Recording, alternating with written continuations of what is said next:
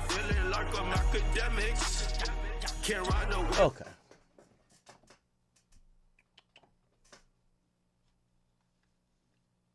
Are we on? I think we are. All right.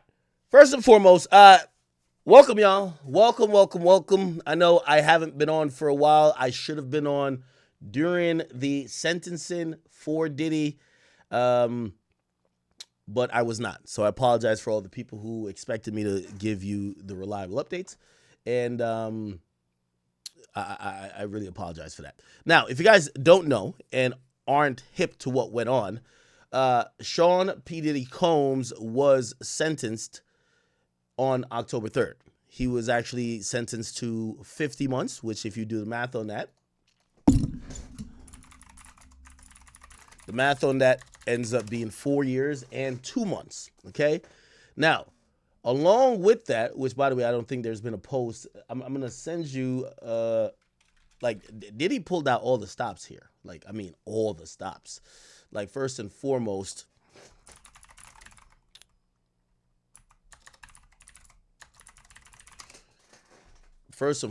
I don't know if it's still up here or it will populate. Gina showed up to court.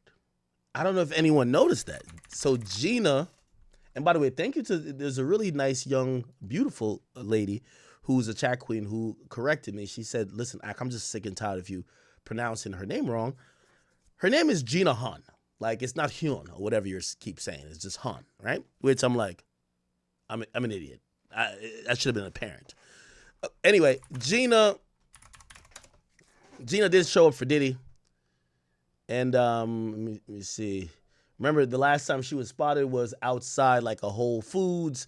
And she was asked a question, hey, what do you feel about it? She said, hey, listen, I am not in fear. And she pretty much welcomed the idea that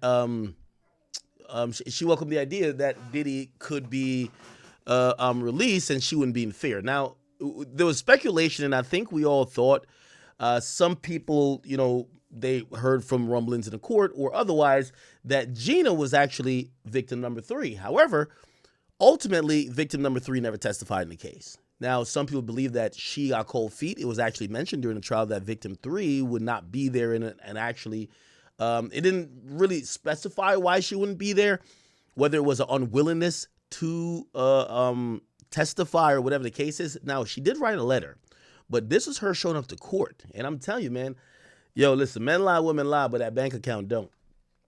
Diddy really got these women. They all showed up. I mean, Young Miami didn't show up, but she wrote a letter. His baby mamas wrote a letter. Every woman that, is pretty much still expecting that, when Poppy comes home, the gravy train is going to continue. They showed up, whether with a letter or for especially Gina, she showed up in person. Now, shout out to my man, Mo Gagnet, who was actually the attorney for her. He was the representing attorney for her while she went into court today. It says Gina showed up to court after penning a letter of support for Diddy. As you may recall, she was supposed to testify as a victim in a trial, but prosecutors was unable to reach her the first time when the time came. Now, remember the letter she wrote? She wrote saying that they were trying to force her to be a victim, even though she saw no victim. There was no victim. She wasn't a victim. Gina Han letter. Let's find it again. So in her letter, this is what her letter said. Her letter, and let me see if I can pull the whole thing up right here. Her letter said, I know you're sentenced to Sean Combs on Friday, and I've been thinking a lot about it. I saw letters in the press I was submitted by many concerning the sentencing. Not one asked me or told me to write this letter, but felt my voice should be heard as I was identified as victim 3. And I understand the charges that were brought concerning me, including accusations of sex trafficking and prostitution. I've cooperated fully with prosecutors. I met with them 3 times, answered their questions, and gave them all the information and evidence I had, including pictures, videos, and text messages from my phone. During those meetings, I felt pressured to feel like a victim. I told them I was not, but they insisted that I was, even when I expressed my truth otherwise. I understand they concluded I had been sex trafficked and involved in forced prostitution, but I didn't agree with that conclusion. I wasn't trafficked, and I didn't engage in prostitution with him or others. That would have been my testimony if called to the stand. I was subpoenaed and fully prepared to testify and answered all the questions truthfully, but I was informed by my lawyer that I would not be called to the stand. I want to emphasize and understand the seriousness of the case. Now, let me stop right there. This woman is basically claiming that, and I always wondered, why was she a victim in the first place? But clearly, I'm actually believing her in this, because I wondered if she had flipped on Diddy and then got cold feet and tried to flip back. She tried to do a speed backflip just twice. So if Jane Doe, there's no coming back from that. By the way, I got some news on Jane Doe. They got her out there. They got her out of the apartment, chat. They got her out of the apartment. Chat, they got her out of the apartment. Diddy, I ain't gonna cap with you, Diddy. Diddy, you finally did your big one from behind jail. From behind bars, Diddy wasn't playing around. Diddy got her the fuck out of there. Let me I had to get some information. I'm gonna see if I could just put it here. Where is it? Where is it, y'all? Where is it? Okay. Supposedly,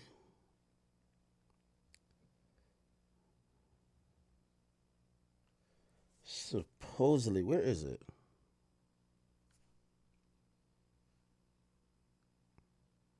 Oh, I got it. Sorry. And by the way, I get these information from you guys messaging me. I keep telling you, I read all my Instagram messages. You guys should, if you have important information, like, please message me. Like, give me a second. I'm gonna get to it. Okay. So supposedly this was the apartment. And I kind of did some background research, and apparently it was.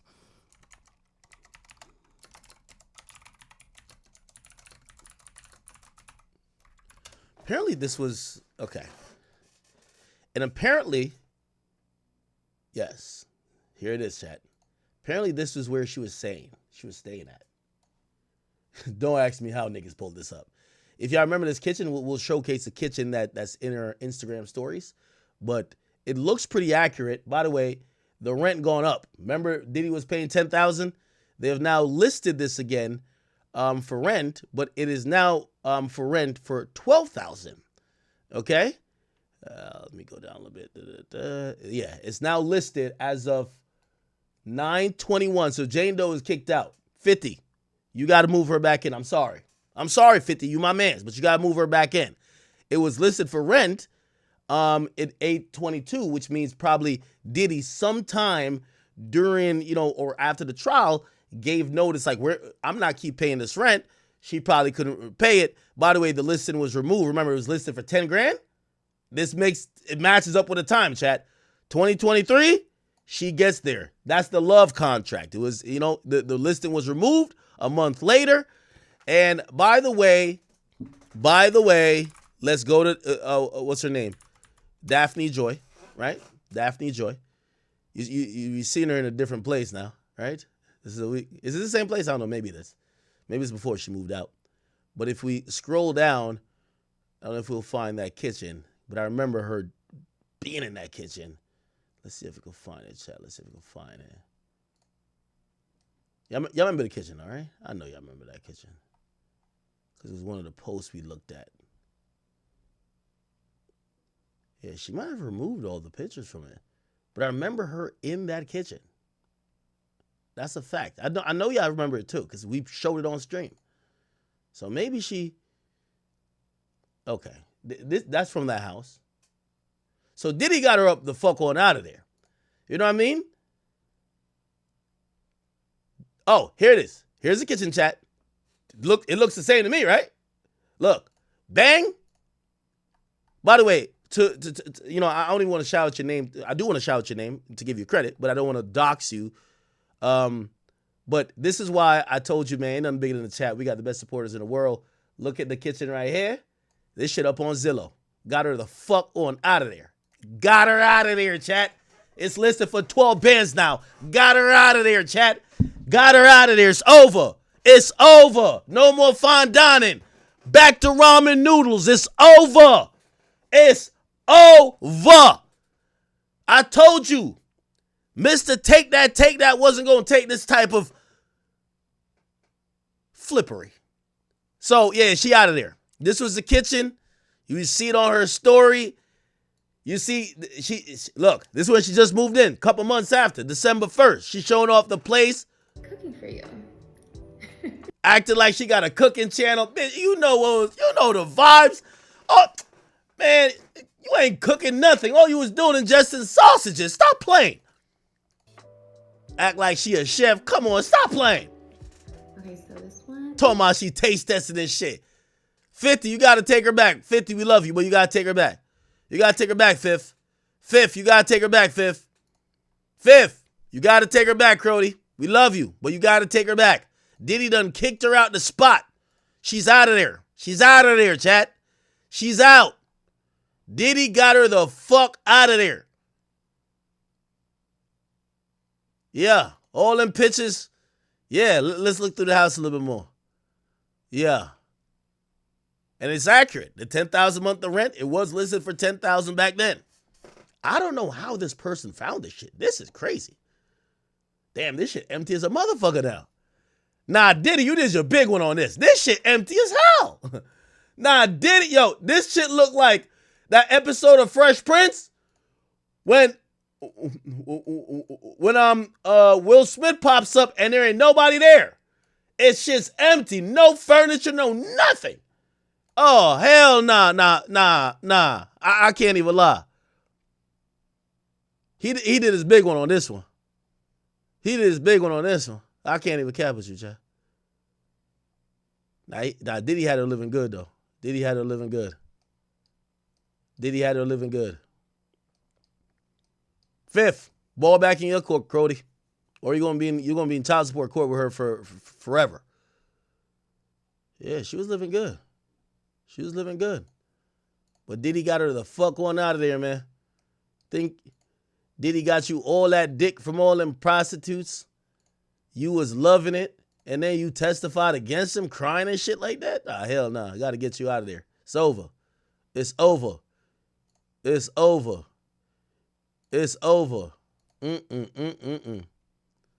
on, I'm trying to find some identifying marks and shit like that. Yeah, is this a towel right here? Look at this towel and then look at this. Nah, we got her, Chad. Yeah, it's the same towel. Got her. We got her, Chad. We got her, Chad. Chad, we got her. We got her. Diddy got her the fuck on out of there, man. Diddy got her the fuck on out of there. Actually, I'll say her first name. Ashley, thank you for this. You know my beautiful chat queens for this. And also, oh,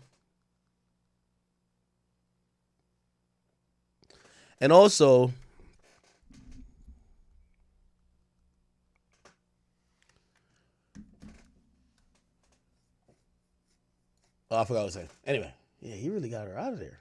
God damn. There's another, yeah. Oh, here's another picture of the spot. Yeah, that's it.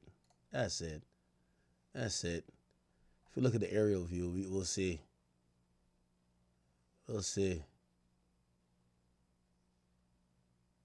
Yeah, it probably was this door she was in front of. I don't know. Some door.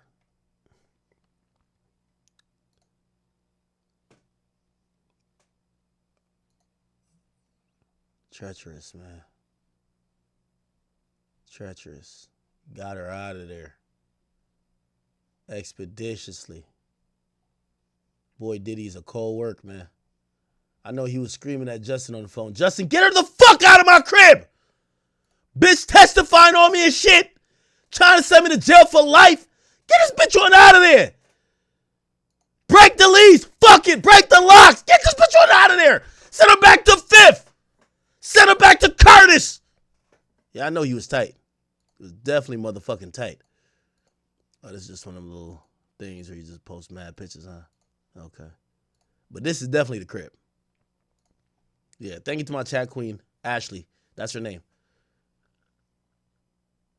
Ashley, I might have a job for you. Because this type of stalking is like top tier. Can't have got. Type of stalking is fucking top tier. Okay. All right. She out of there. She out of there, chat. But Gina's still on the team. Gina not going nowhere. Daphne's out. She got to go link back with Puff or go join the Kanye West sex cult. She got to go do that. But Gina's still on the team, and she was trying to get her man free, right? She said they were trying to make her a victim. She said she's not no victim. And she said, yo, listen, I want to emphasize that I understand the seriousness of the case and the pain others may feel. She acting like she don't got no pain. I can't speak for no one but myself. In terms of sentencing, I kindly ask you to consider releasing him back to his family. Yo, I love a delusional side chicks. You know what's crazy? Gina think she his family too. And she ain't never had no kill him, none. Thank God for side chicks like this, bro. Thank God for side. I keep telling y'all, man, most happy relationships is two people fake faithful and a good side chick in the cut that's making all them problems that your main girl give you go away. Because when you with her, nothing fucking matters. Gina's the GOAT. Gina's the GOAT. I ain't gonna hold you. She's a GOAT. She says, I understand throughout the process he's been cooperative and respectful, including turning himself in. Throughout the process, he's never once reached out to me or made me feel uncomfortable in any way. I believe he'll continue to be complying with the court's conditions upon release. I understand that accountability is important, and I'm not writing this to dismiss the gravity of the charges nor criticize anyone. I want a right to express my perspective as a so-called victim. My right to express how I felt during the investigation and trial and how I feel now. Waiting to hear the sentence. I feel compelled to share my own perspective, honestly. I respectfully ask you take my words into consideration when making your decision. Thank you for your time and allowing me to be heard. Damn. Look at her. She showed up to court, man. Richard, right here. How you feeling today? How you guys feeling today? Shots, my nigga Mo. My nigga Mo is in there. Feeling today? Looking forward to justice. My boy said, looking forward to justice. Holy. Today. Looking forward to justice.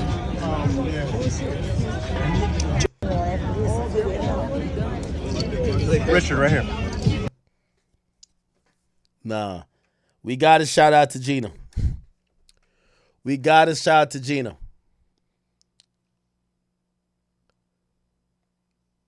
Yeah. Okay. Anyway. So, Diddy was sentenced. By the way, there's a video that was played in court, and they sent me the video. So y'all want to hear the video that Diddy played like a trailer in court, or his lawyers did. And he also did speak. So Diddy actually did speak.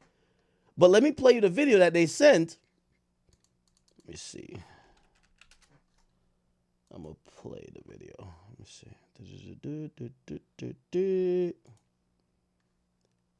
No.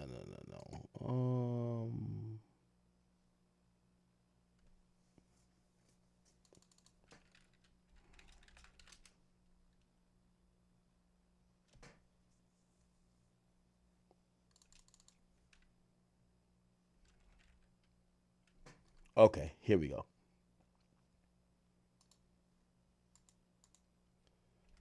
So I want to show y'all the video that was played in court. Give me 1 second. Don't ask me how I get these videos, man. We just bully the scene, man. I stole that shit, nigga. Facts. I gotta add that to the soundboard. Okay. Okay, here we go.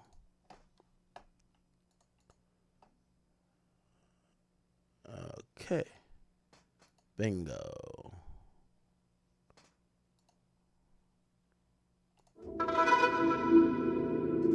What are you giving to the world? I don't think you know, man. When my baby cries. We gotta give her a bottle then. Know that you mean something to people. Know that you mean something to people. Like you live somewhere in people's heart. My nose fell off. No. Keep in mind, this is an 11-minute video. The entire thing was played in front of the judge. My lip fell off. Thank you. You wear it? You inspire, you energize, and you've left that for the rest of the existence of this planet, man.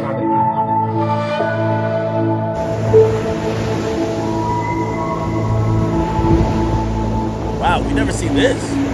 One thing about great producers is they make you want to do better and be better about what you do.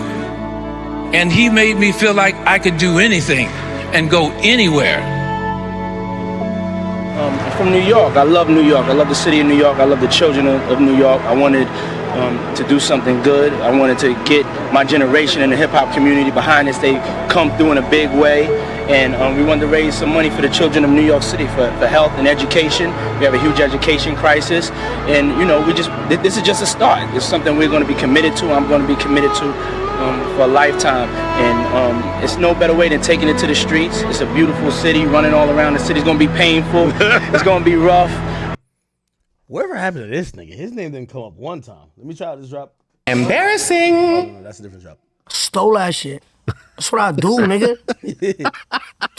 Fuck, nigga, I stole that shit. Okay, I got the drop. Good. But, you know, if we get through it, then it'll show kids and everybody else that, you know, finish what you started and you can do anything you put your mind to. Any of y'all go to public school? Yeah. Okay, y'all running to raise money for your schools. So y'all get more books and computers and stuff like that. I just feel like it's important that us, you know, young adults of power, that we look out for y'all. And we utilize our power to make sure y'all all right in the future. Put everything you can into your work, you know. Don't think the cool thing is not to do your work. Don't think the cool thing is to hang on the corner with your friends and to talk about stuff that ain't gonna protect your future. What did you learn about him as a man who was taking up a new sport? Well, you know, I was actually very impressed. You know, a lot of people think it's just a celebrity stunt, that he isn't serious about his running. He is as serious about his running, has been the last 9 weeks, as a lot of these guys in the lead pack. I mean, he's really devoted and dedicated himself to running. You know, he's had some knee problems, and a lot of people don't think he's going to finish. He is going to finish, even if he has to do it on one leg, because he's raised a lot of money for kids' charities, and he's not going to let all those people down. Okay, his team cooked up a video. Let's go. Where we going? We going straight to the top, baby. Let's go is a constant reminder. Let's go. Boom. Live in the present. Sometimes, you know, you daydreaming. Sometimes, you know, Uncle Diddy got to hit you with let's go. Clap it up on the sideline. Let's get our energy right. Come on. To make sure that you pursuing your dream, that you staying focused. Let's go. Let's keep going forward. Let's go means let's be positive. Let's take it up another notch. Let's go spend time with our kids. Let's go. Let's give thanks to God. Let's go. You know, let's turn it up. Let's get in the vocal booth. Let's stop procrastinating. Let's go. You know, let's understand what it's going to take to achieve that dream. So instead of talking about the guns or the violence, I was always talking about a better life. Places we didn't go before. Things we never wore. Cars we never drove. Houses we never lived. By the way, you could tell he was trying his best to try to appeal to this judge and like tug at his heartstrings and like his, you know, like, yo, I'm a human too. Yeah, I paid for some bitches to get fucked or some niggas to do the fucking, but am I that bad of a person? I've been locked up already a year. Like, come on. Like, then I think I brought an aspiration to hip-hop. Tried to take it out of just being street. Our whole stuff was a fantasy and a dream that I always felt would come true.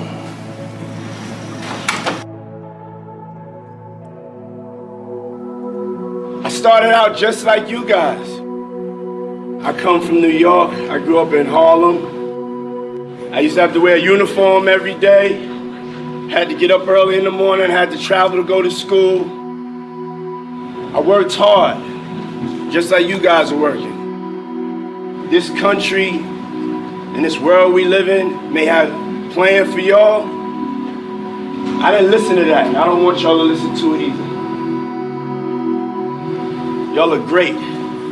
Y'all are kings. Y'all are queens. Y'all are leaders. I just got so excited because this is truly a dream come true for me. And I'm happy to say this is our third school we have opened. It's official.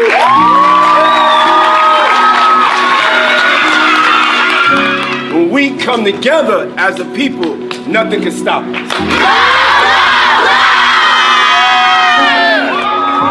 What I want to do with my freedom is, you know, make sure that I can make change. And I found out that Mr. Sean Diddy Combs posted me on Instagram. We met Sean Diddy Combs for the first time, and Sean gave Trey a $25,000 grant, which allowed us to open a physical store. Revolt as one of the only black-owned networks. We have to own something. We have to have something that's ours. We have to have something that we can control our narrative, and we could speak about things that are important to us, and we can have a platform and a foundation to be free. But I want to get advice from y'all. I want to not just have a one-way conversation. You know what I noticed? We're halfway through this video. There's not one fucking rapper in this bitch. I wonder how Diddy going. Yo, you know when Diddy get free, all these niggas gonna be on his dick, right? You know, mad rappers gonna be like, yo, I knew you ain't do that shit. Yo, I knew these hoes was lying. We know that this is gonna happen, right? But not one of them showed up to court except Ye.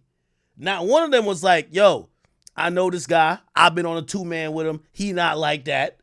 He a little fruity, but he not what y'all saying. Not one of them spoke up. Y'all know when Diddy get free, all these rappers finna be on his dick, right? Y'all do know this, right? It's gonna be so disgusting. Cause not one of these niggas even be like, yo, listen, man, fuck all that other shit, man. Diddy innocent. You know they gonna be on his dick, right? Conversation. We need a platform where they can put artists that are different, really different, that wouldn't get a shot on other stations. Working for Revolt TV and working for Diddy was absolutely life-changing. It was the best job I've ever had. I learned excellence through him. Yo, is this a no jumper interview? I don't see enough things truly changing. And I don't understand how we are the richest, most powerful country in the world, and it seems like we can't solve the problems within our own communities. African American communities are last, and the only people that are going to change that is us. And we have to stand strong together, and we have to get to that change. You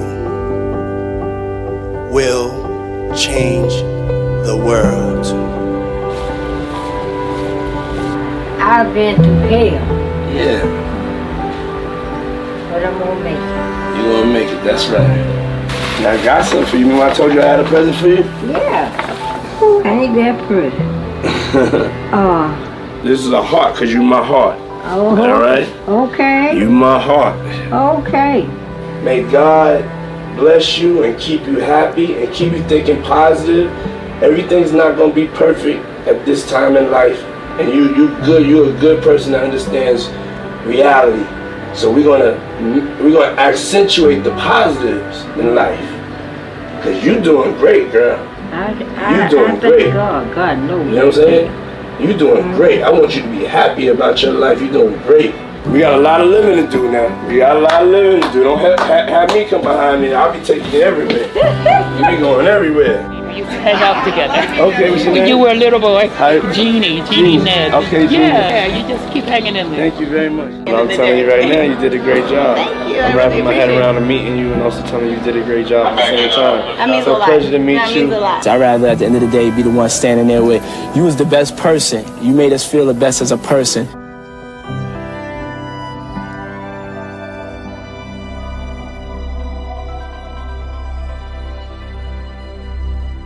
How old are you?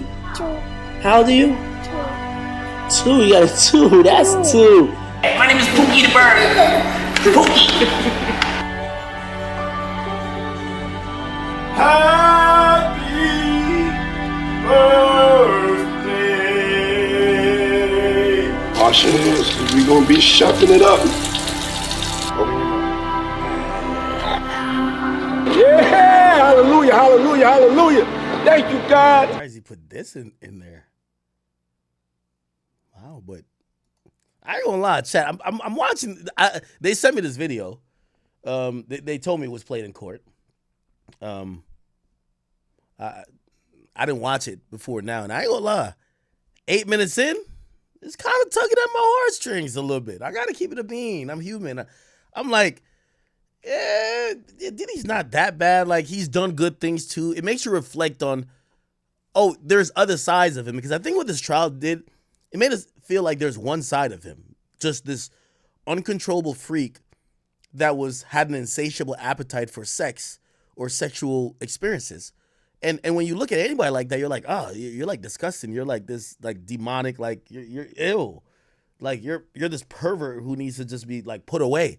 But when you see all the other things, like, yo, this guy's legit doing great stuff for his community and giving back and trying to help other people, and people are saying, yo, this guy helped me, and you watch him in his family life, you're like, oh, yeah, he's still a freak. He's still like some of these things that we think, but like there's many different sides to him.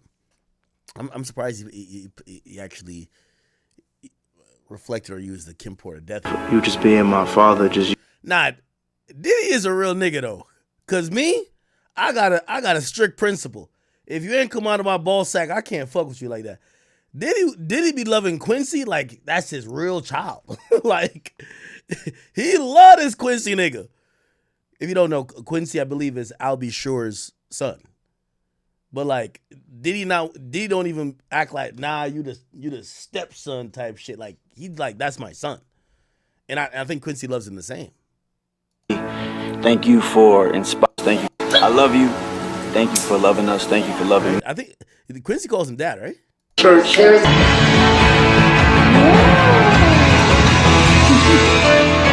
Heavy on the family. Shout out to Baby Love too. Baby Love got them little Dirk eyes. I ain't gonna cap with you. I ain't gonna cap. Hey, I gotta say, man, it's heavy on the family, heavy on the giving back. And I ain't gonna lie, I think this is an impactful video. I don't know who cooked it up for him. I gotta be honest. It's kind of, it will be working on me. Now, granted, I'm pretty sure like a judge sees inmates or defendants do or employ 15 million different tricks. Like one nigga saying in court, be like, "I'm sorry." Like, you remember this nigga right here? Be like,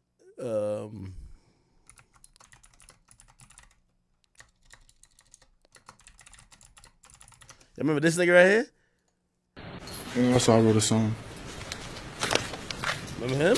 Hello there, Your Honor. I wanna say I'm sorry for the things I've done, and I try and be stronger in this life I chose. But I want you to know that door I closed. In Your Honor, I'm sorry, sorry, sorry, sorry. To my mother, I'm sorry, sorry, sorry, sorry. To the victim, I'm sorry, sorry, sorry, sorry, sorry. Yes, Your Honor, I'm sorry, sorry, sorry, sorry. Oh. Thank you, Your Honor. Okay. So, hey, people have employed a lot of strategies, and sometimes the judge sees through it. Right, obviously, we'll get to like some of the hearing stuff. The judge was upset after finding out that Diddy allegedly had booked a speaking engagement that was supposed to be this week because there was some anticipation that he may have been getting time served, which means he would have been released that day. So, you know, it was by the way, the sentencing took all day. I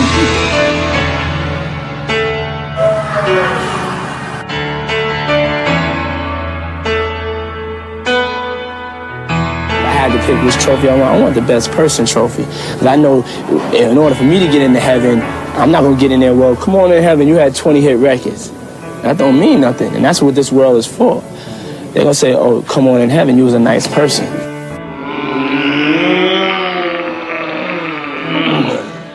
I love you. I love you so much. I love you so much. Love you so much. Situations where like you realize everybody has their tactics, and you got to be able to say, yeah, that's cool that you could sing or you made a video, but nigga, you're a fucking pervert. You're going to jail for a long time. What's this? Okay, here we are. Matthew Russell Lee, Inner City Press, here at the Southern District of New York Courthouse. It's today, October 6th, 2025. Now, Friday, we covered... No. We got to go back to Friday. This is Friday. Okay, here we are. Matthew Russell Lee, Inner City Press. We're midway through, one hopes, the Okay, now we got to go to the beginning of the day. Okay, here we are. Matthew Russell Lee, Inner City Press, here at the Southern District of New York Courthouse. Today, Friday, October 3rd. It's D-Day. Sean Diddy Combs the sentencing will begin today. Hopefully it will finish today. Turns out that at least 4 of his lawyers want to speak. And the judge hasn't said no. Mia will speak from as a victim. The judge upheld that, Judge Subramanian. And at midnight last night, Brian Steele, who's put in a series of letters of support, Miles Guo among them, Palm Beach chaplain of the police there, and Sean Combs' letter himself. But he put in a video. He was supposed to give it to the prosecution at 5 p.m., and I'm sure he did. But at midnight, he put a Dropbox links into the docket. So we Dropboxed, and we put it up. And you can find it. It's well, you can say, I haven't rarely seen that, but it's not the only time I've seen it. I actually do remember a sentencing for another defendant delayed so they could produce a video to try to show the judge who they were. Here, I don't think there's any. I think Subramanian's heard quite a bit of testimony about the days at Revolt, Bad Boy, the family. He's seen the, so I don't really know what it brings to the table. Okay, so it's and I wonder whether all of this sort of hoopla is going to drive it into more than one day. That would be ridiculous, because this is the day. And on the one hand, the government wants 11 years. On the other hand, Combs wants time served. Now, granted, 11 years I thought was preposterous. It was clear that the government was trying to get, like some consolation prize. Like they lost on the major charges that could send Diddy away for a long time. But they wanted to get like a consolation victory to be like, well, we got him on buying pussy, and we've given him an enormous amount of time. And I think they were going to try to peddle that as a victory to say, well, it's not that we're happy that he's going to get, let's say he got 11 years for buying pussy. But with everything that came out in trial, he's a bad guy. And a bad guy goes away for 11 years. You don't care what he goes away for. Like, for example, I can't remember who it is. You guys probably remember or spam it in the chat. There was like some mobster or gangster or whatever that they were trying to get on like murder charges and all these drug charges or whatever the case is. They could never do it. And the thing that sent him to jail was like taxes. And the government still took it as a win. They're like, yeah, we got him. You know what I mean? Because like, hey, they basically sold it to everyone like, this is a bad guy. We couldn't get him on certain things, but we all know he's a bad guy. So we don't care why he goes to jail. Let's just send him to jail. And that's what they were trying to do to Diddy, right? Which is, hey, we might have not got him for some of the stuff, but we've smeared his character enough. You know he's a piece of shit. So let's just get this piece of shit away for as long as amount of time. Somebody said Al Capone. Yes, right? Is it Al Capone? Let's see. Al Capone went to jail. Let's see. Al Capone went to jail. Yeah. Yeah. Al Capone went to jail and served time in the Cook County Jail, the U.S. Penitentiary in Atlanta, and the Federal Penitentiary on Alcatraz, and the Federal Correctional Institution in Terminal Island. His conviction for tax evasion, rather than his known criminal activity, led to his imprisonment. Wow. That's crazy, right? So, like, he went there for tax evasion, not necessarily for these other things. Okay. So, where will he come down? We will be covering it in great detail and live. Now, what else can we say? Here's another. This is a lesser known, but we covered about a week, 10 days ago, the case of it was described as a Queens school teacher, but he was indicted in the SDNY, Christopher Ward. He was detained for a second time yesterday, but we learned and reported, it seems to me it's exclusively, that he was teaching in Manhattan as recently as July and August of this year at the Camp Leman School in Lower Manhattan on Broad Street. We published the email that they sent around. Parents are pretty upset that they weren't immediately told. It seems like they from their point of view, they were told only when they read about the case on Inner City Press. So there's that. Of course, there's other cases here going on, but we don't only cover the courts. We're covering the world of finance and transparency. Even during the shutdown, the FDIC is rubber stamping branch applications. Okay, all right. So I'll give you a little bit of the highlights before we kind of get to the eventual sentencing. We could read through some of the stuff, but again, we already know the final outcome, so I'm not going to go line by line or tweet by tweet. I'll give you some highlights. They basically said, Diddy has worked on. They kind of they kind of admitted that Diddy did a lot of these things while he was under the influence. He's taken many steps to control his anger and also deal with the substance abuse problem. They basically say he has taken accountability. He eventually did speak. Obviously, the prosecutor was not trying to hear that. They wanted 11 years. So they're like, yo, this guy is still the guy who is rich and famous, who this is just a joke to him. He can't wait to go back home to start doing this thing again. And he thinks it's a foregone conclusion. He's going to get out of here today. And he thinks he's going to get out of here today. How do we know? He's booking speaking engagements already. The judge was not happy with that. The judge was really not happy with that at all. Right? That culminated into, this was around noon. Okay, here we are. Matthew Russell Lee, Inner City Press. We're midway through, one hopes, the sentencing of Sean Diddy Combs. Today, Friday, October 3rd, Southern District Court, New York Courthouse behind me. This was a walk that we used to take during the trial, but we'll do it today. We'll be resuming. What's happened this morning? Well, the judge dealt with the sentencing guidelines. He turned down a number of government enhancements, but still it arrived at a hefty guideline. But he also said it's just advisory. Government wants 11 years. Diddy wants time served. What happened after that? Well, Pussy Slavic laid it on. She said this is not a typical Mann Act case.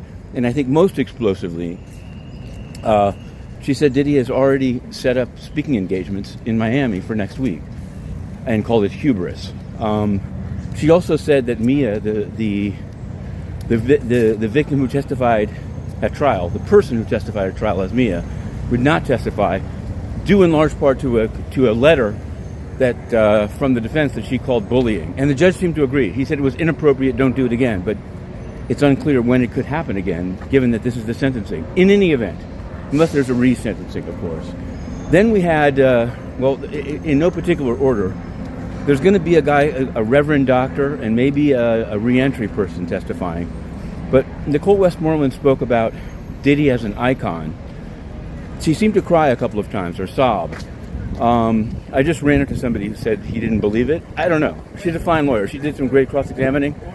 I don't know if that was necessary. I don't know if maybe she couldn't help it. I don't know. Now, another thing that interestingly happened during the sentencing hearing, a lot of Diddy's lawyers spoke. I believe Brian Steele spoke.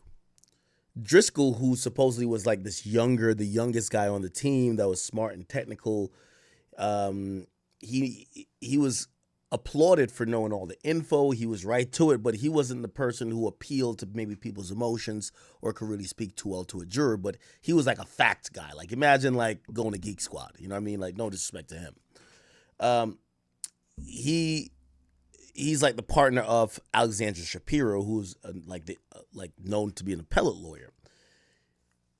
Alexandra Shapiro also spoke, but also Driscoll spoke, and then also Nicole Westmoreland spoke. Now, if you don't know Nicole Westmoreland, she's an African American lady that I said was maybe MVP is doing too much if I'm trying to like give her credit. But she's definitely 6th Woman of the Year, right? Like, she supposedly did such an amazing fucking job at eviscerating every single witness that she was assigned to with Diddy's case. And you know where she came from? She came from Fulton County, which is Atlanta. She was seen there. By the way, she's also a sexual assault survivor. And I can't, I think, her team was open to doing an interview with me, so maybe we get that done eventually. But I can't do anything but give her so much credit for being fucking amazing at her job. But specifically in this case, she showed up like no other among a all-star team of lawyers. And she spoke at his sentencing, and she cried. She shed tears. She shed tears saying that the person she met, which is her client now, Diddy, changed her life, and he had such a big and dramatic impact on her. Now, I know some of y'all might be like, well, that money make you do anything. By the way, this is her over here. That money make you do anything. But, she's a African-American woman who is defending an African-American man, and she's saying, hey, listen, this guy has made a tremendous impact even on my life. Not only because he hired me, but just him as a person. And that's what Matthew Russell is talking about. Of times or sob. I just ran into somebody who said he didn't believe it. I don't know. She's a fine lawyer. She did some great cross-examining. I don't know if that was necessary. I don't know if maybe she couldn't help it. I don't know. The kids spoke, and there were some tears. It seemed genuine. Not for me to say. Driscoll spoke. Driscoll, Alexander Shapiro's partner, one of her partners, Driscoll, spoke about comparing it to various cases, including that of Dylan Jordan. We covered that case. He was a movie director charged with running a prostitution ring and also raping somebody. He got 60 months, but that was the maximum he could get given the plea agreement. So I don't know. We did something on the side. We did a little extra about Dylan Jordan.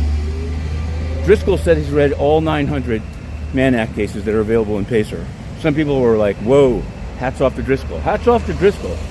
Coming up in the afternoon. Once again, Driscoll, he's like the guy who he reads something once, he remembers it for a lifetime. He was there to remind the judge of other precedent cases where people were convicted of similar charges and what did they get. Now, one of the cases they brought up is a case where a guy was actually even accused of having some forced prostitution. And not only prostitution, but forced prostitution, because the victim in that case was a minor, and that person got 14 months. Now here's a problem, which obviously I think that's where the prosecutor is going to come in and bring it up, and the judge is going to consider like, okay, the law is supposed to be applied evenly and fairly, but in that case, it's not that they're trying to be racist or biased because it's Diddy. In that case, that person took a plea, and when you take a plea and not go to trial, we all know you get easier or favorable terms that the judge will most likely agree with. Diddy took it to trial, and though he won on the sex trafficking and RICO, he lost on prostitution. So they're not going to give you, or I know they're saying, well, the guy got 14 months. Diddy damn near spent 14 months. Just let him go on time served. But, and they're trying to like emphasize, well, the other case has a minor. There's no minors on Diddy's case. However, Diddy did take this to trial. And what came out in trial is a lot of allegations. And one of the surprising things was, not sure if you guys knew, but I didn't even know, the judge in his sentencing, he could take into account everything he heard in trial. So even the stuff that was used as evidence for the charges that he wasn't guilty on, those allegations, he could, like, for example, they presented, did he try to blow up a nigga's car? That's to support a RICO charge. He was found innocent of RICO. However, they could take that, or the judge could take that into consideration and say, if I let this guy back out on the street, he might be violent. He might be trying to blow people's cars up again. Which to me, I think it's kind of fucked up. But apparently, judges could take whatever they want into consideration. Sentencing is very subjective. It's based on really what the judge feels like, unless there's just like these hard set mandatories, minimums, or whatever the case is. Brian Steele, Xavier Donaldson, Combs himself, and then it could happen. It could happen today. There was some talk of it going into Monday. It's going to be close, but I can't see how 3 speakers. Well, it depends how the Reverend Doctor. The reentry guy, I don't know if it's necessary. It'll really be up to Judge Subramanian if he wants to get it done today. And of course, the sentence itself is totally up to Judge Subramanian. We're halfway through, and we're live tweeting. And this now is the scene. I'll show it from afar because it's going to be, getting through it is going to be something else. We've got cameras on one side of the street. We've got a crowd in front of the building. We've got a CBS car here. But we'll end it right here. We're heading back in. Inner City Press. We continue. Okay. So yeah, the judge eventually agrees that Diddy should be sentenced to 50 months, which, by the way, the judge, I was thinking it was going to be in a 3-year marker, and some people thought that it was going to be between 15 and 21 months, but the judge actually declined that. The judge actually thought that there was cause for upward departure from what, Diddy's lawyers were arguing as the guidelines, and actually said No, he actually thinks more than 3 years would be appropriate, or that's the guideline he's going to look at. And he went 1 year above that. He went to 4 years, 2 months. Okay. I'll play this last thing. I know I've been playing videos a bunch, and then I'll get into what the sentence means. And we'll get into what Diddy said on the stand. So Diddy did say some stuff. By the way, let me pull Lauren Conlin in here because she was there in court, and check this out. Hi everyone, it's Lauren Conlin, and I am outside of the federal courthouse for Diddy's sentencing. It's totally chaotic here. The courtroom is just overflowing. All of his family is here. You know, there's a few family friends, all of his kids. Gina is here. I did not mention that on my shorter video for LA Magazine, but I'm gonna mention it here. And we're on a lunch break, so I'm going pretty quickly. But the day started off with Judge Subramanian basically going through each side's objections to the pre-sentencing report. He, you know, I'm not going into crazy detail, but he essentially just overruled all of them, except he did say that acquitted conduct would be taken into consideration for sentencing, which is the violence. So he made a comment about how he felt like Diddy wasn't really taking any culpability or responsibility to the guilty verdict, and his team is still pushing the whole I paid for time with these escorts, and he said that's just frankly ridiculous. And I'm paraphrasing, by the way. But now that's kind of important. The judge looked like they wanted Diddy to just admit, hey, I did do this illegal act of interstate prostitution. Now, the reason why Diddy might not go for that angle is because this whole thing is an appealable conviction, right? He is going to be filing appeals on the convictions he did get. So, like, in sentencing, he's not going to just admit it and just be like, I'm sorry for paying for prostitutes, because that's an admission in itself. So here's the thing. He's kind of deflecting, but then the judge is looking at the deflection to say, I can't go easy on you because I could tell you're still fighting this idea of why you got sentenced, right? Or not, why you got found guilty. So that's a mitigating factor to be thought about. Let's see. Okay, so sorry, it's so noisy.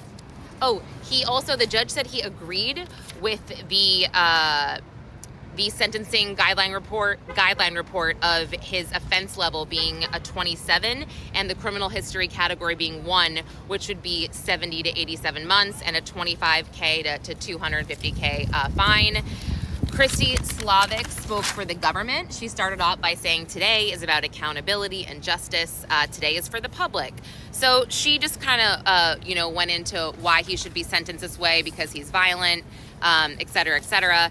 Her case law that was asked for by the judge, it was a case, it was Dylan Jordan, and she said this guy got 60 months. And he was a Mann Act conspirator. So this is a Mann Act conspiracy case. He had similar conduct to Diddy. He love bombed his victims, used force, fraud, coercion, all that stuff. And he was imposed a stricter sentencing. And the judge actually said, and Patrick Driscoll went into this as well. He's like, well, didn't he serve this guy 8 years in a Cuban prison before this, so his criminal history was pretty bad and this was his second chance? And she said, yeah. So Slavic kind of admitted herself that Diddy's case is very different, and that wasn't great case law. God, stop.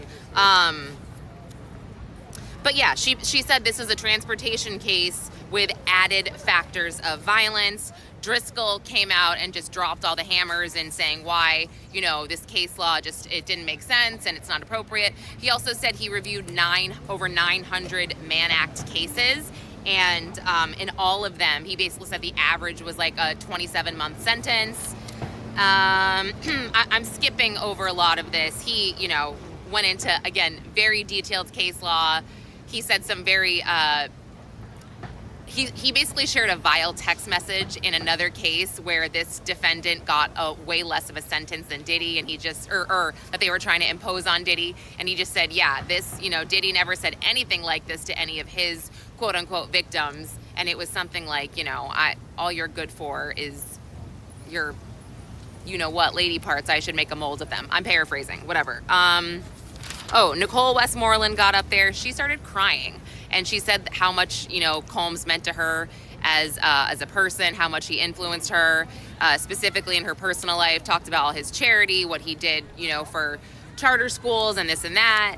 And talked about his MDC work. He's teaching a class at MDC that, has really gone a long way for inmates. And okay, so let me just skip to this part. Diddy's kids got up there, and every single one of his kids, except for the 2-year-old, spoke. Delilah, his daughter, sobbed. Jesse sobbed. They all kind of were very, very emotional, but the girls it was tough. Delilah at the end was like, please, have mercy on our father. All the kids said he's a changed man. They can tell that he's changed. They played the 11-minute video. Diddy was sobbing. He broke down when they played Kim Porter and all the family surrounding Kim Porter, and it was just, it was crazy. Oh, also, the prosecution brought up something about Diddy booking a speaking engagement in Miami next week, saying how he doesn't take this seriously. I don't know what that's about. I haven't had a chance to Google it, but everybody head over to LA Magazine as well for my update there, and I'll be... Okay. So in the afternoon, Diddy takes the stand himself, and Diddy actually speaks to the judge. I don't know necessarily takes the stand, so let me correct that. He spoke in court, and he addressed the judge, and with him addressing the judge, it's part of one of the final parts of him trying to, convince the judge that I'm not that bad of a person. Let's get to that, and then let's see if we could extrapolate certain parts from it, even though it's just a monologue. There's no questions. There's no nothing. He's just saying, Judge, I'm sorry, which, by the way, he apologized to Jane Doe. He apologized to Cassie. He apologized to his family. He apologized to the court. He apologized to the victims, and he said he was definitely under the influence, and he didn't really know. I'll let Lauren talk about it. Hi everyone, I just got out of federal court, and Diddy has officially been sentenced by Judge Subramanian to 50 months in federal prison. I believe that his 12 or 13 months that he's already done will be accounted for. We're going to try to figure out how much time he has to serve, but wait, what the fuck?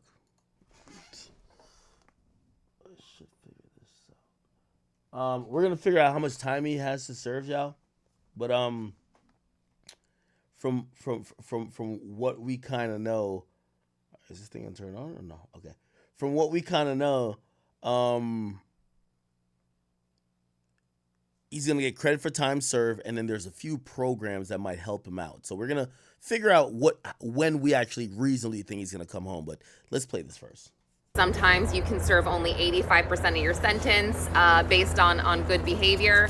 But man, I heard Judge Subramanian say the words, I need to impose a significant sentence 2 or 3 times when he was giving his speech. And I was just thinking, oh my gosh, what the hell is this sentence going to be? But let me get back to that really quick.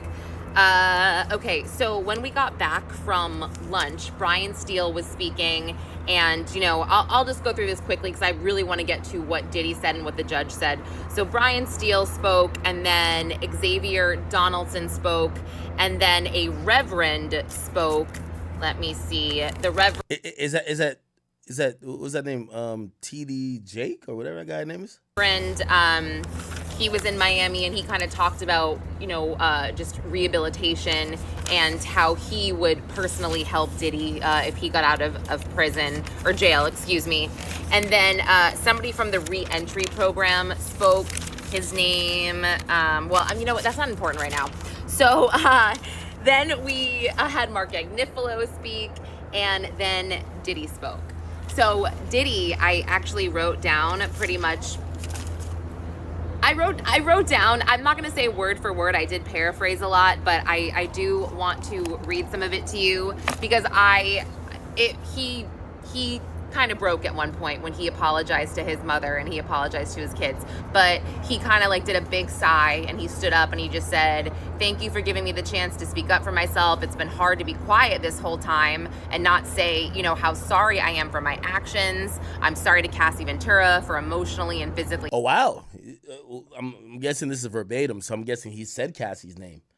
You know he hate Cassie like poison, but he got to say it. He's trying to get out. Hurting her. I don't take this lightly. I'm sorry to her family. And then he says, I'm sorry to Jane. I didn't mean to hurt you. I'm sorry I brought you into this mess. I'm sorry to all victims of domestic violence. This disgusting video of, you know, of Cassie triggered a lot of people. DV is a burden I will always carry. I was sick. I was sick from the drugs. You know, my actions were shameful, disgusting, but I'm not making any excuses. I'm trying my best. I'm just a human being. I am not larger than life. My ego got the best of me. And he said, because of my decision, because of my decisions, I've lost my freedom, my career, my businesses, my reputation is destroyed. I lost my self-respect. I lost my ability to take care of my mom and my kids. And then he said, I hate myself right now. He also said, I'm stripped down to nothing. I am truly sorry for all of it, no matter what they say. And he was referring obviously to the prosecution. He said, I am truly humbled. And then he looked at his kids and he said, you know, truly humbled under God, y'all. Truly humbled under God. I'm sorry that I failed you as a father. Looked at his mom and said, I'm sorry that I failed you as a son. His voice broke. He said he failed his community. He asked, Your Honor, for mercy, for, you know, I can't change the past, but I can change the future. He doesn't take his Mann Act conviction lightly. He takes full accountability, full responsibility. He knows the severity of it. He said, you know, I want everyone to know that I'm truly sorry for it all. So then we took 5 minutes and the judge came back and just said, I want to make sure you know that you are being sentenced on the conviction of the Mann Act, not RICO or trafficking. However, the statute of the defendant's sentence should consider characteristics of the defendant, you know, the violence. So then he, you know, went into all the things that impressed him about Combs, his MDC work, he lifted communities worldwide. His entrepreneurship is iconic. He said, the court knows you have problems with addiction and it may have exacerbated this, blah, blah, blah. And he, you know, he praises him. And then he goes and says, you know, but the court has to consider all of the behavior into consideration. And he said, you know, you abused, or you basically used your power and control to abuse women who loved you. I really hate that that's being considered. What's the point? Like, this trial made me look at the justice system like very differently. You go to, you know, it's basically saying we ain't catch you on the murder, but you did steal the candy in the store. So since we ain't catch you on the murder, but we did hear that you were toting a gun every time and yeah, whatever. And maybe you did this and you robbed this person, even though you're not charged for those things. For you stealing the candy, we're going to give you 20 years. Huh? Like, this is like a makeup call. I kind of hate it. What's the point of having these charges? You should just be like, this is a morality test. If you're a bad person, we're just going to send you away. You just need to go away. Because he beat the most serious charges that the evidence that is being brought up at his sentence is being brought up again. So it's like, oh, yeah, I beat a girl up, but that was to support that I was sex trafficking these women by force. But it was deemed that I wasn't sex trafficking them by force. So how are you sentencing me for something that I wasn't even charged with? Now, one thing I said about Judge Submaranian from the get-go, he's a give-and-take judge, chat. He's a person who, I think he wanted to satisfy both parties so bad. So even in a loss, and I think most people in the legal community and the law enforcement community would consider this a loss for the prosecutors. He wants them to feel like they got a victory. And what I mean by a give and take judge, he's like, okay, all right, well, you know, you're not guilty of these things that would make me have to give you 20 years, but also I got to give them something because if I let you out on time served, it looked like blah, blah, blah. So take 4 years. He's a give and take, right? Like he's really trying to appease everybody. And even in loss, he's trying to appease the people who were trying to put Diddy in jail for life. Like that's the only thing I could think about. You and you psychologically and physically abuse them to get your way. The evidence of abuse in this case was massive. And he said, and we saw it. And then he listed, the broken, the broken door, the bruises, the everything that we saw in court pretty much. And he said these were serious offenses that harmed 2 women. This conduct occurred for over a decade, and you had the power and the resources to keep it going because you did not get caught. And again, he kept. Now, keep in mind, none of those things are Mann Act, related things, right? Because the Mann Act is not forced prostitution. It's just prostitution. Saying, and I have to. By the way, also, interestingly enough, if he's only getting sentenced or he only got convicted for prostitution, how come none of the actual prostitutes who all testified, or not all, but some of them testified in the case, why weren't their opinions valued?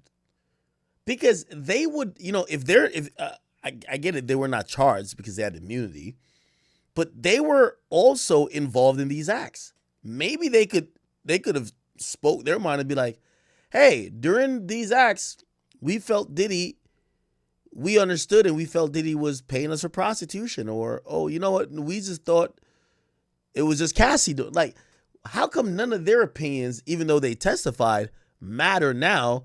Like almost they could have never been a victim of being prostituted. Because the idea of Diddy getting sentenced for prostitution, right, is that they're saying he prostituted Cassie, Jane Doe, and the prostitutes, yet none of the prostitutes really have a voice, especially when it comes to sentencing. I'm going to read that donation in a second. Give me a second. Impose a significant sentence because XYZ. And I'm like, oh my gosh, is it going to be more than 11 years? And then he said, the government's, request of the 11 years is too much, but the defense, 14 months is too little. So based on the facts and the circumstances of this case and the profound impact of, what happened to Cassie and Jane, he said that, and he took into consideration the sentencing disparities that Patrick Driscoll brought up, and then he said yes, so he will be imposing a 50 months of incarceration, which is 4 years, 2 months, a $500,000 fine, and terms of supervised release of 5 years, and outpatient treatment. And I got to get all my notes together. I will put all of this in writing, but that is essentially what happened. And he didn't seem to really react at this, except he sighed, put his head back. He looked upset. When it was over, he looked at his family, kind of shrugged. His family didn't, they didn't cry that I saw. They didn't make any type of noises or anything like that. So, yeah. Okay, now this is interesting.